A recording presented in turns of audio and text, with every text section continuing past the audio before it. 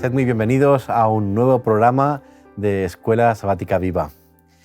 Seguimos con las lecciones de este trimestre relacionadas con la administración, con la mayordomía, con la gestión de la vida cristiana, y ya estamos en la lección número 9, con el título Guárdense de toda avaricia. Y para hablar de ello tenemos con nosotros a mis dos compañeros. Voy a empezar otra vez por Ángel. Ángel, bienvenido, ¿cómo estás? Estoy muy bien, gracias. Contento de estar aquí. Una semana más. Exacto. Semana fantástica y ya estamos aquí de nuevo, al lío. Dale otra vez. Lidia, bienvenida. Hola, gracias, muy bien, muy bien. Pues dispuesta a aprender con vosotros en esta lección interesante de guardarnos de la avaricia. La avaricia, ¿verdad? Yo, cuando vi el título de la lección, me pregunté por qué motivo la avaricia era tan importante para la gestión de nuestra vida cristiana. O sea, de repente toda una lección dedicada a esto. Lo cierto es que cuando lo piensas un poco, cuando meditas acerca de ello, cuando repasábamos la lección, te das cuenta de que en realidad sí que es un gran problema para nuestra vida. De hecho, es un problema tan grande que incluso el Señor le dedica uno de sus mandamientos, ¿verdad? En una de sus acepciones, no codiciarás. El 10º mandamiento. Es curioso hasta qué punto es importante y empiezas a dar cuenta en textos, en situaciones, de lo que nos vamos a encontrar aquí. Así que esta semana vamos a estudiarlo porque es una advertencia y vamos a mirar, intentaremos dar consejos para superarla, para superar este problema en nuestra vida. ¿Os parece bien que ore yo para empezar hoy las cosas? Muy bien, oremos. Vamos allá. Querido Señor y Padre, que estás en los cielos, te queremos dar gracias por poder estar de nuevo aquí, poder compartir tu palabra, poder compartir tus enseñanzas y poder aplicarlas a nuestra vida, Señor, para que sean de bendición y para que vaya bien. Guíanos, Padre, capacítanos para hacerlo bien, que tu Espíritu Santo siempre esté presente y nos guíe en todo momento. En el nombre de Jesús te lo pedimos todo. Amén. Amén. Amén. Muy bien, lo primero, y para definirlo un poquito el término, ¿es lo mismo deseo que codicia, por ejemplo? Bueno, en el Nuevo Testamento encontramos que una de las palabras traducidas como deseo se utiliza para definir la lujuria. Entonces, que en principio aparentemente son términos que no son iguales o para nosotros no lo son, ¿no? O lujuria o el deseo, digamos, de la carne. Está el conocido texto de Santiago, Santiago 1,14, que no lo vamos a leer, pero bueno, que básicamente dice que cada uno es tentado o es atraído, ¿no? En función de su propia concupiscencia, es decir, de su parte carnal. Y esto pues lo entendemos bien, porque al final es ese proceso, ¿no? que el tener unos malos pensamientos son los que nos impulsan luego a actuar y a avanzar adelante, cuando obviamente lo que habría que hacer ahí es quedarte quieto y decir, para. ¿Qué pasa? ¿No? Vamos a pensar un poquito de esto. Efectivamente, vamos a analizarlo un poquito, ¿no? Entonces, nosotros, digamos, antes de la conversión, antes de entregar nuestra vida a Cristo, sin duda andábamos pues, en los deseos de la carne, ¿no? Como define el texto en Efesios, ¿no? Y hay otro texto que a mí siempre me ha llamado la atención, que es en Romanos 1. No quiero leerlo todo, pero sí que quiero leer el versículo 21, ¿no? Porque dice, pues habiendo conocido a Dios, no le glorificaron como a Dios ni le dieron gracias, sino que se envanecieron en sus razonamientos y su necio corazón fue entenebrecido.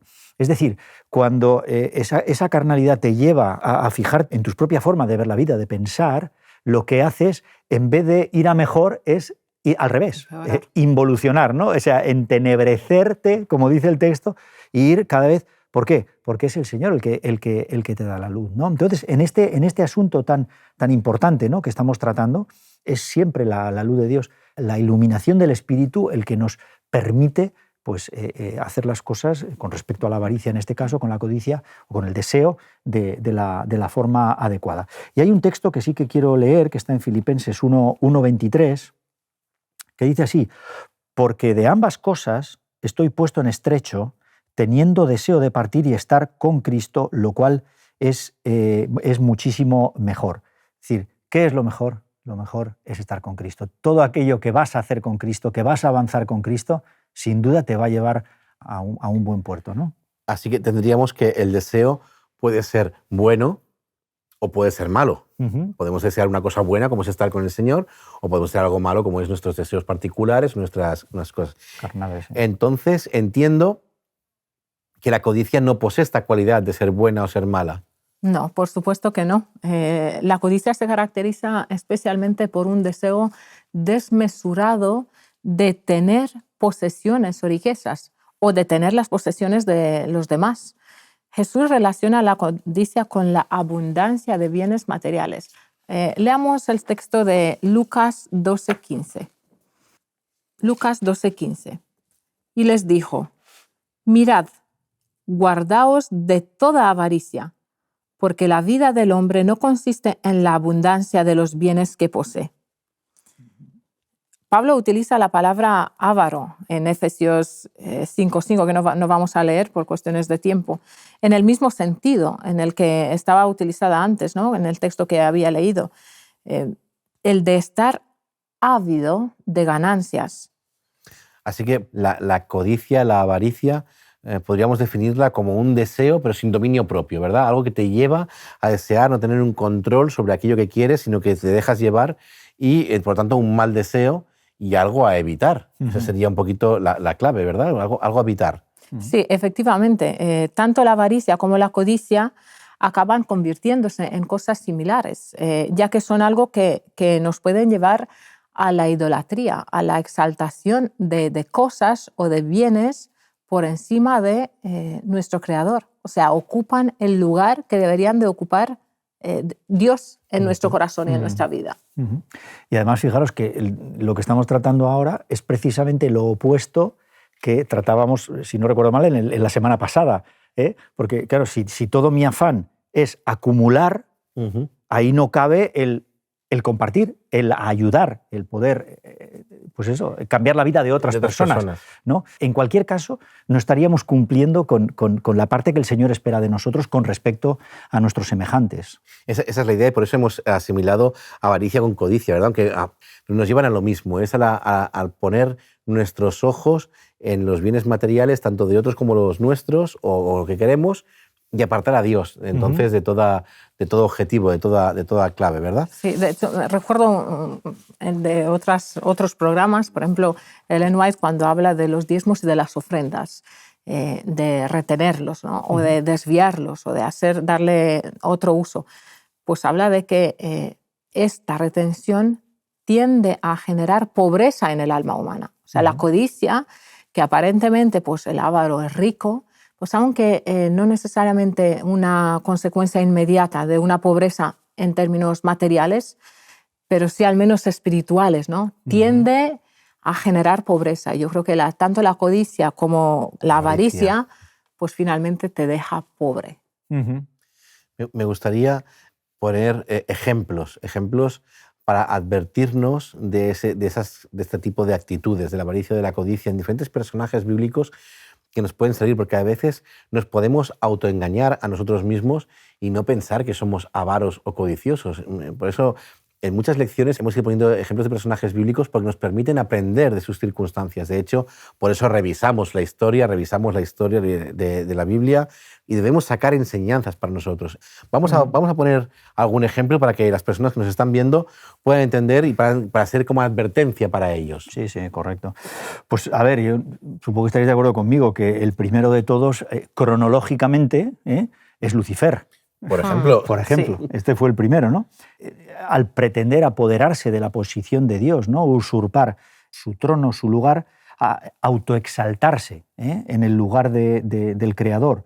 Por supuesto, también quiso que la humanidad destruyera el tesoro del Señor en la tierra a cambio de sus propios malos deseos, es decir, apoderarse, digamos, ya del ser humano, de la creación de Dios, y manipularlo y utilizarlo de la forma que él considera oportuno, ¿no? Así que el Señor ha prometido que sus bendiciones son inconmensurables, ¿no? Más que las ganancias derivadas de cualquier cosa que nosotros podamos conseguir en esta tierra, ¿no? Y ahí es donde nosotros tenemos que entender cuál es el propósito de Dios. Bueno, y hacerlo nuestro, porque al final lo que Él propone siempre es mejor que lo que nosotros vamos a poder alcanzar, ¿no? Podemos ver que Satanás vuelve a intentar ofrecer a la humanidad lo que hemos hablado casi desde el primer programa, que es el beneficio automático e inmediato. Le ofrece a Eva no el beneficio que va a obtener después, o que incluso ya tiene, sino que intenta darle algo más, ¿no? O sea, autosatisfácete a ti mismo como él quería y que intenta transportarlo, como a él le ha fracasado, pues voy a hacerte fracasar a ti también. Entonces intenta que esa persona también caiga, que esa persona también le siga. Intenta satisfácete y disfruta, no sigas a Dios, olvida a Dios de tu mente y ponte tú, ¿no? O sea, es ese ejemplo de avaricia. Creo que es avaricioso en el sentido de que quiere quedarse a la humanidad. Sí. Un último ejemplo de Satanás, que lo pongo también así, entiendo que Satanás sabe que está derrotado desde el momento en que Jesús muere en la cruz. Sin duda. Y no se conforma con las personas que ya han caído, sino que es un avaricioso hasta el extremo límite. Cuantos más caigan conmigo, mejor. Ya no es que codicie, es que es avaricioso. Todos los que pueda llevarme, mucho mejor. Entonces, para mí sí que es un ejemplo, ya desde el mismo principio, de alguien avaricioso. Sí, en la historia de Acán encontramos otro ejemplo. Creo que conocemos todos la historia de Acán. Los hijos de Israel fueron derrotados por los de Jai, matan a unos 36 hombres de ellos y al preguntar el líder, Josué, el porqué de esta derrota, él va y pregunta a Jehová, le contesta que ocurrió a causa de que Israel había pecado quebrantando su pacto. ¿Y quién ha pecado en realidad? Pues Acán ha guardado lo hurtado a pesar de haber un mandamiento claro de Dios, de no quedarse en nada. Fue el pecado de Acán el que atrajo la ira de Jehová y la derrota de todo el pueblo. O sea, hay consecuencia sobre todo el pueblo. La palabra utilizada por Acán es codiciar. En hebreo es la misma utilizada en el 10º mandamiento, Hamad. Acán reconoció que codiciaba, o sea, que lo que ha visto era bello y lo quería para él. Los objetos sagrados para la tesorería del Señor. Pues lo ve, es bueno y lo codicia. Hamad también significa cosa preciosa o deleite.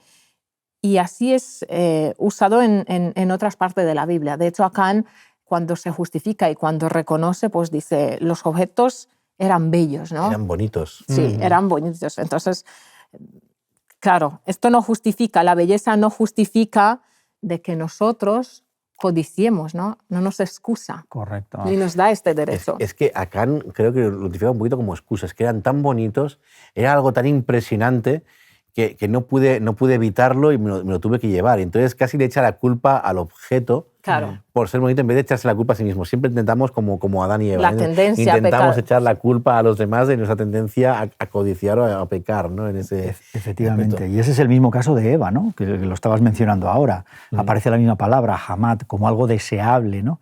Ella vio que era deseable y lo utilizó igualmente como una justificación para transgredir el 10º mandamiento ya en el mismo huerto del Edén, ¿no? Es decir, ese deseo que ella tenía de poseer aquello, porque era algo bello, algo deseable, fue lo que le llevó, ¿no? Y tenemos Santiago, en el capítulo 1, leemos en el versículo 4, nos muestra que este sigue siendo el problema a día de hoy, ¿no?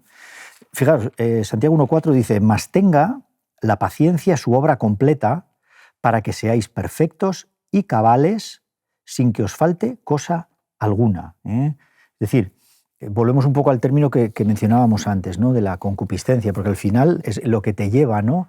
a desear algo, es la concupiscencia.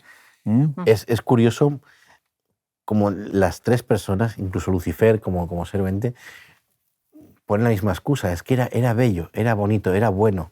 O sea, Satanás entiendo que el trono de Dios era increíble y que él desea esa posición, ¿no? Acán también ve los objetos preciosos apartados para el Señor, anatemas para el Señor, pero eran tan bonitos que necesitaba cogerlos.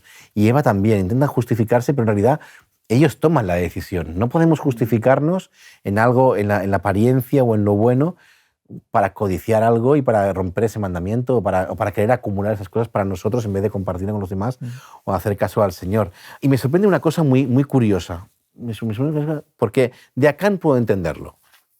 Acán era un ser humano del pueblo de Israel, el pecado ya acampaba en el mundo, ya era una cosa, vamos a decirlo bien, era como tú y como yo y como nosotros, Era ¿verdad? nosotros. Una persona como nosotros.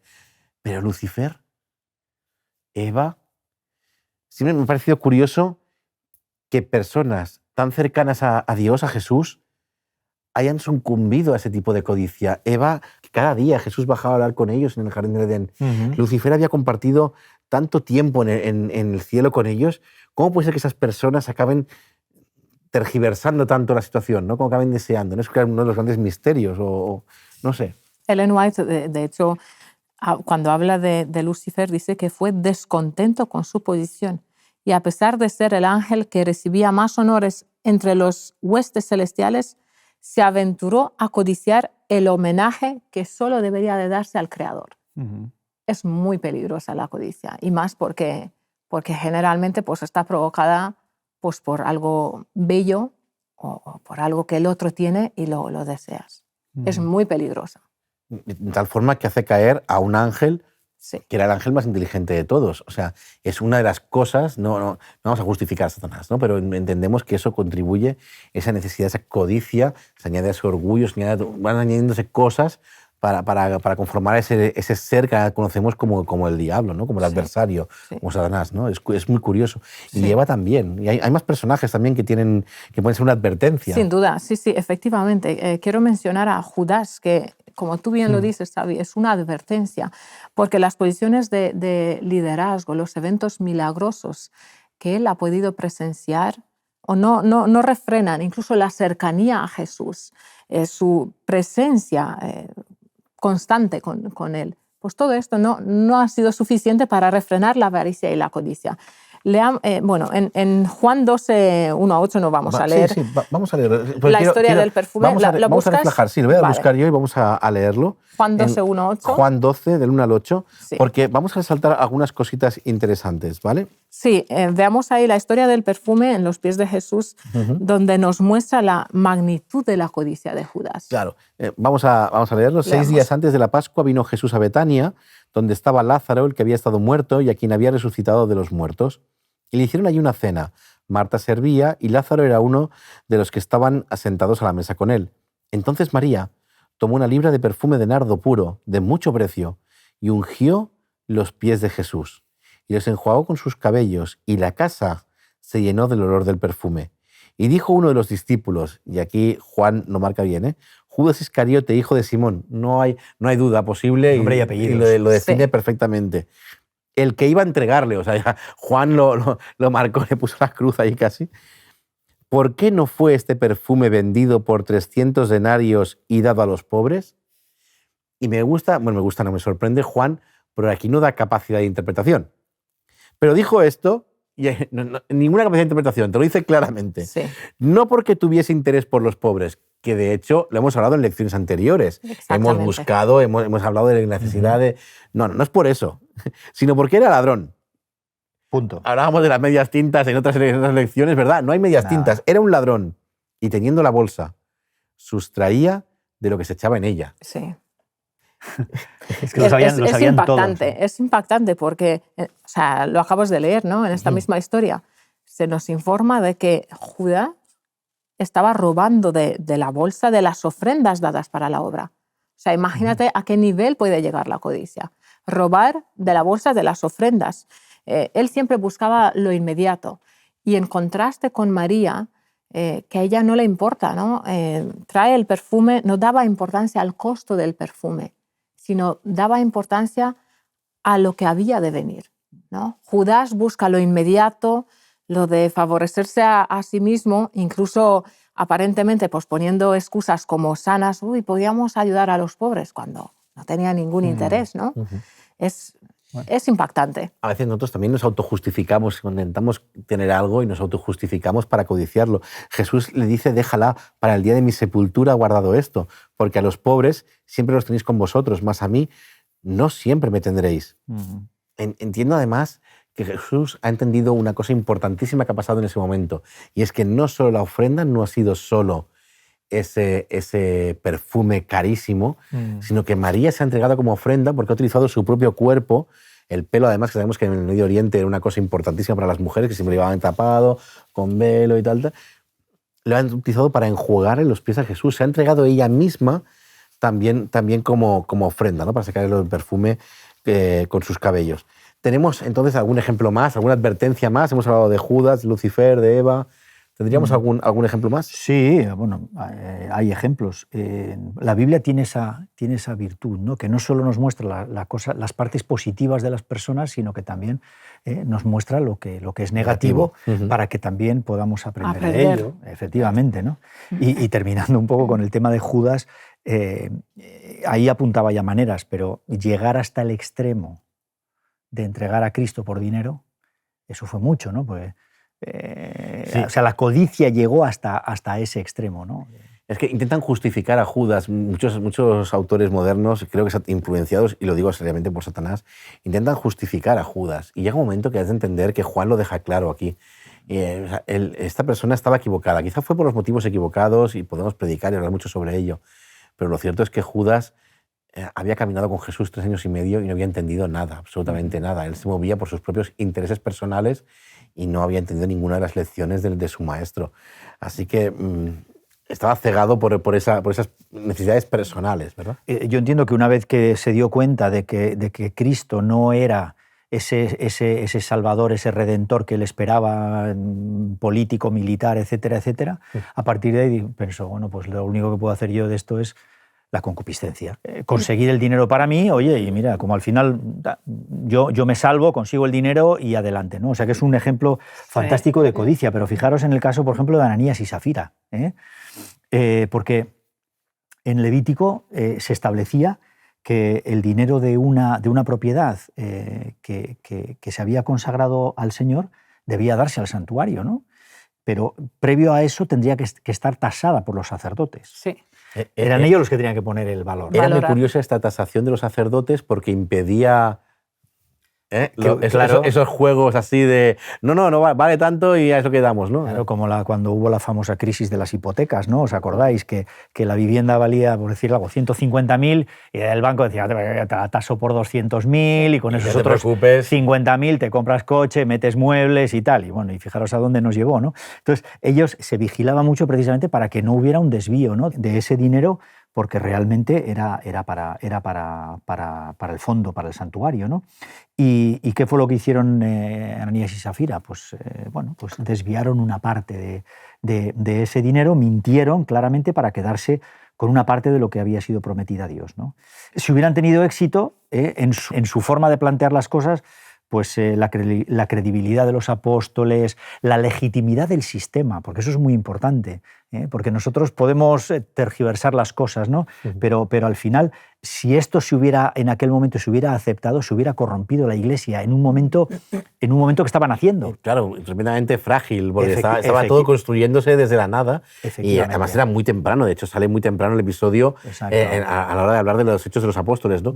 Y me sorprende un poquito porque la gente aún se sorprende de que el castigo haya sido tan severo. Yo creo que es un castigo adecuado a la magnitud del trabajo. Has mentido a Dios, has intentado engañar a los apóstoles y entonces es castigado automáticamente para que haya un ejemplo claro de lo que puede pasar, ¿no? O sea, es que más no se puede. Al final la justicia de Dios acaba ejerciéndose, en aquel caso se ejerció en ese momento para que sirviera de enseñanza, creo, a todas las personas que vendrían después, ¿no? Entiendo que la Iglesia necesitaba esa enseñanza para que no hubiera...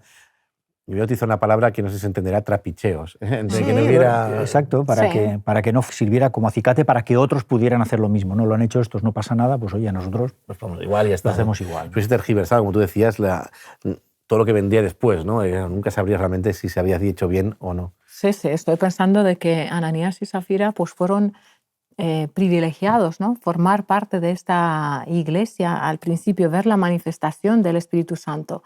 Y probablemente se han quedado impresionados por los gestos de los demás, ¿no? de bondad que han tenido y de compromiso con la Iglesia. Y en un momento pues decidieron ellos, porque ha sido decisión por parte de ellos. Pero es que con las cosas del Señor no se juega, no se juega con lo sagrado. Y volviendo a Judas, yo creo que debe de ser una lección que todo creyente deberíamos de aprender. Judas ha estado al lado de Jesús, ha presenciado cosas milagrosas. Ellen White, cuando habla de Judas, incluso dice que estaba deseando ser transformado, pero el problema es que nunca llegó a entregarse por completo. Es muy paralelo a Ananías y Zafira. Ellos no entregan al completo, no se entregan al completo. Y lo que estamos hablando de la mayordomía y de la fidelidad en estas lecciones de escuela sabática es de una entrega total de tu corazón y de tu ser al Señor para beneficiarte y para vivir en armonía con Él. Sí. Entonces, en el momento en que escatimas algo, has roto tu parte del pacto. Se te está saliendo del pacto por sistema porque además porque quieres en algún momento beneficiarte o sacar otro beneficio en otro lado, ¿no? Sí, reservar una parte. Una parte, que eso sería un poquito la avaricia, ¿no? Claro. Me quedo esta parte para mí y no me entrego entre todo al Señor. Dejadme que una vez hayamos repasado la codicia y la avaricia, los ejemplos de ella, diéramos un pequeño remedio para ella. ¿Me permitiríais que lea una cita de Elena de White? Dice, la benevolencia abnegada y constante es el remedio de Dios para los pecados corrosivos del egoísmo y la codicia. Dios ordenó la benevolencia sistemática para sostener su causa y aliviar las necesidades de los dolientes y menesterosos. Mandó que se adquiriera el hábito de dar, a fin de contrarrestar el peligroso y engañoso pecado de la codicia. El dar de continuo ahoga la codicia.